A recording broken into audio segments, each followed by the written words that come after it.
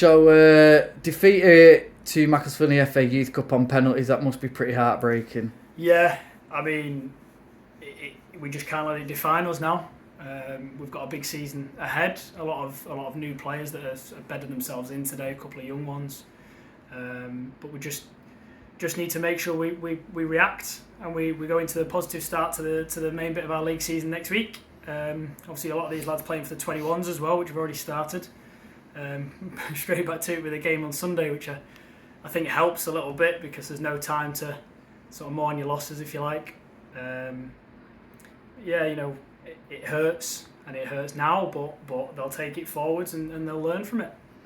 Yeah, I mean, it was a bit of a mountain to climb the first half, but you really came roaring back at the start of the second. Yeah, I mean, it was a little 15-minute period, I think, that killed us. They had a lad go down for a sort of a fairly lengthy period injured, and they came back and they changed a few things, and we had to try and react to that in the game. It's always difficult when that happens.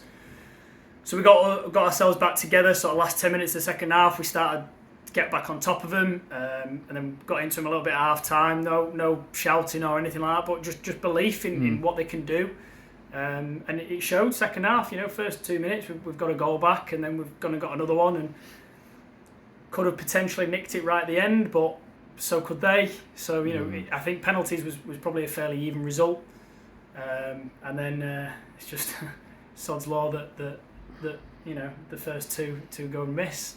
It's obviously they're in their young careers, aren't they? So it's something that they probably haven't experienced before, a lot of these players. Yeah.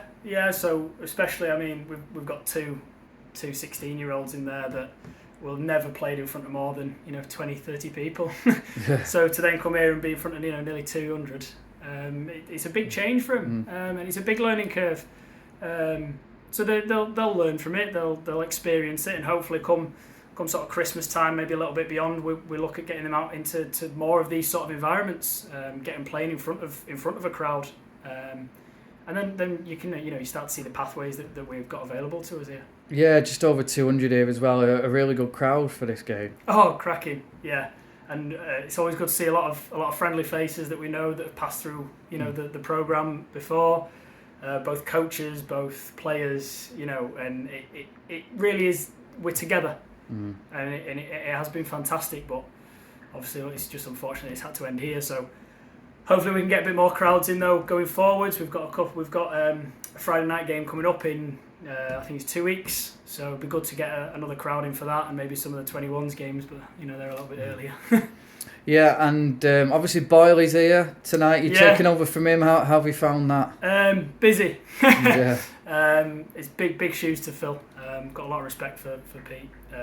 Worked with him for best part of 6-7 years now, and his first pre-season I've done without him. So it's been an odd one, but it's not one that you've seen tonight. We've not faltered from it.